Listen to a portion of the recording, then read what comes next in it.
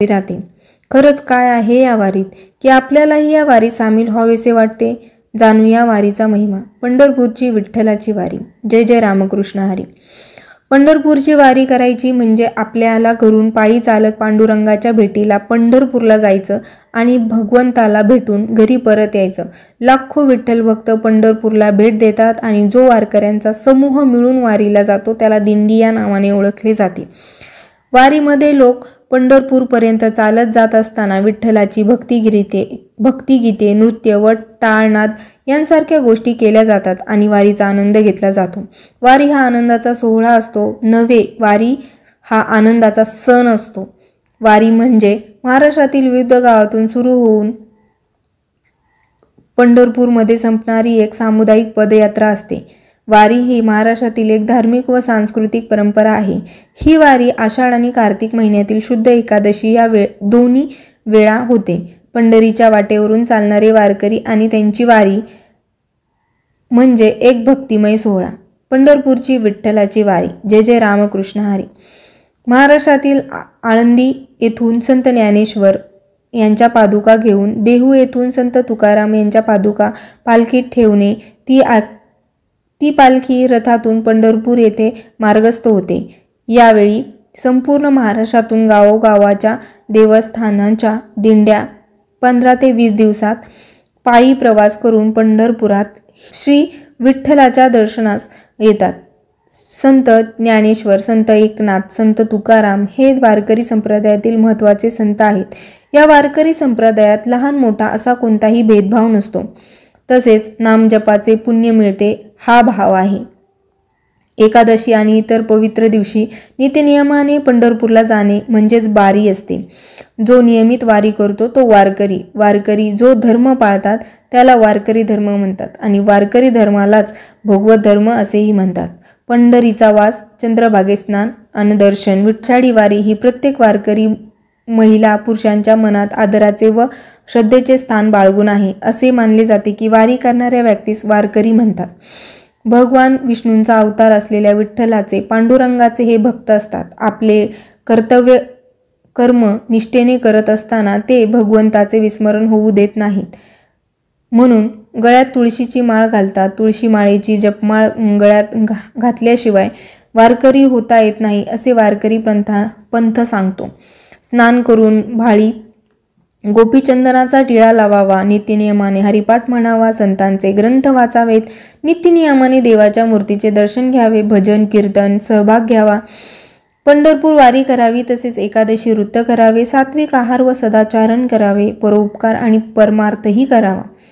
बंधनातून मोहातून हळूहळू बाजूस होऊन पांडुरंगाशी एकरूप व्हावे, नामस्मरण करावे असा एक साधा परमार्थ व साधे वर्णन एका वारकऱ्याबद्दल सांगितले आहे.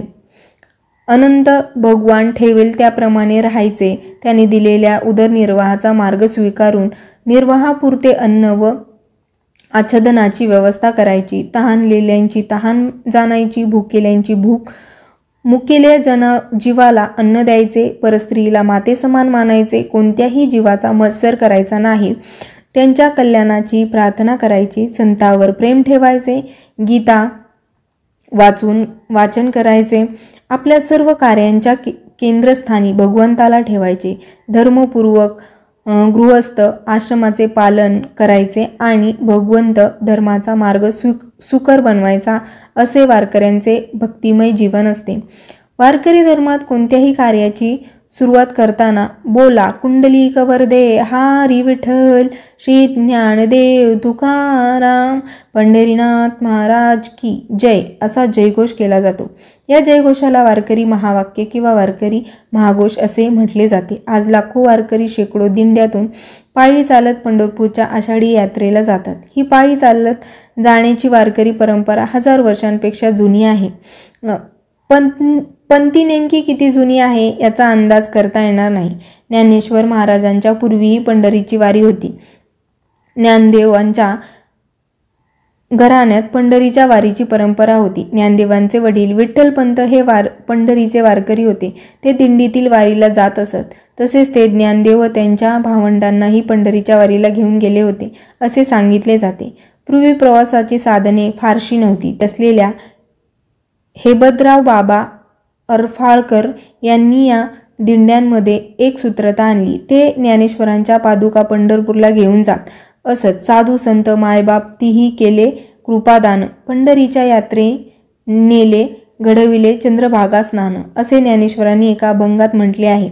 तसेच संत नामदेव एका अभंगात म्हणतात की पांडुरंगाचं भक्तांना सांगत आहे की बाबा रे, आषाढी कार्तिकी विसरू नका मज, सांगतेसी गुज पांडुरंग. वारीची ही परंपरा भानुदास एकनाथ या संतांनी पुढे चालवली. ती खंडित होऊ दिली नाही. त्यानंतर तुकारामांच्या काळातही वारी मोठ्या प्रमाणात भरत होती. तुकारामांच्या ही परंपरा बहिणाबाई, त्यांचे 14 टाळकरी, रामेश्वर भट्ट अशा अनेक लोकांनी पुढे चालवली. ज्ञानेश्वर महाराजांच्या नंतर नामदेव, तुकाराम, गोरा कुंभार, नरहरी सोनार, भानुदास, निकोबा, शंकर स्वामी यांनी पंढरपूरच्या वारीचा क्रम चढता ठेवला. दिवसेंदिवस तो वाढत नेला. वारीची परंपरा सर्व संतांनी जतन केली आहे. वारीतून या संप्रदायाची सामाजिकता आणि समाजाभिमुखता स्पष्ट होते. आषाढी वारीला सर्व संतांच्या पालख्या आपापल्या गावातून पंढरपूरला येतात आणि कार्तिकी वारीला संतांच्या पालख्या पंढरपुरातून आपापल्या गावाला जातात. याशिवाय माघी वारी व चैती वाऱ्याही होतात. वारकरी वर्षातून अनेकदा वारी करतात. आषाढी एकादशीला देवशयनी एकादशी असेही म्हणतात. आषाढी एकादशीपासून ते कार्तिकी एकादशीपर्यंतच्या चतुर्मासाच्या काळात भगवान विष्णू क्षीरसागरामध्ये योगनिद्रेत होतात. आपले कार्तिकी एकादशीला ते योगनिद्रेतून बाहेर येतात. याला प्रबोधिनी एकादशी म्हणतात. वारीत रिंगण सोहळ्याला खूप महत्त्व आहे. रिंगणात 2 घोडे असतात. त्यातील एक अश्वरूढ चोपदार असतो व दुसरा अश्वरिकामा असतो आणि या अश्वावर ज्ञानेश्वर महाराज बसलेले आहेत असा भक्तांचा विश्वास असतो. रिंगणात अश्व परिक्रमा घालताना तेव्हा त्याची मस्तकी लावण्यासाठी भक्तांची झुंबड उडते. हेची दान देगा देवा, तुझा विसर न व्हावा.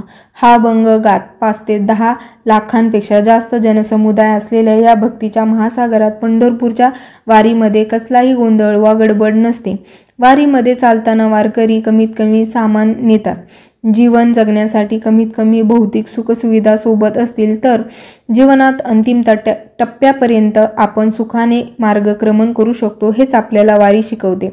एकतरी वोवी अनुभवावी असे संतांनी संबोधले. ते उगीच नाही, कारण वारीला जाऊन आपल्यावर प्रत्येक गोष्ट अनुभवल्यावर आपल्याला आत्मिक ज्ञान व सुख मिळते. विष्णुमय जग, वैष्णवांचा धर्म, भेदाभेद, भ्रम, अमंगळ हा भाव ठेवून मनात पाप करण्याची इच्छा होऊ नये.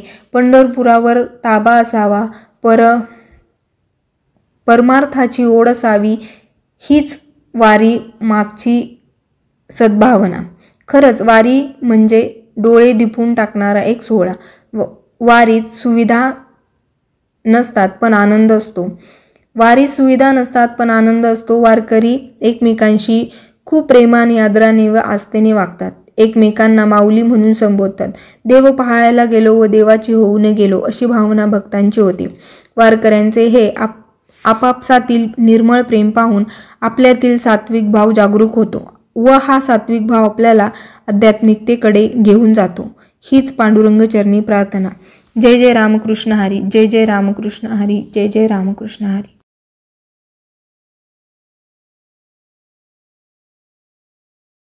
सोलापुरातील तथाकथित नामांकित उच्च महाविद्यालयास सोलापूर विद्यापीठाकडून शिक्षक मान्यता नाही, तरीही राजरोसपणे नियम डावलून महाविद्यालय सुरू. पहा सविस्तर वृत्तांत लवकरच आपल्या न्यूज एक्सप्रेस सोलापूर या वृत्तवाहिनीवर.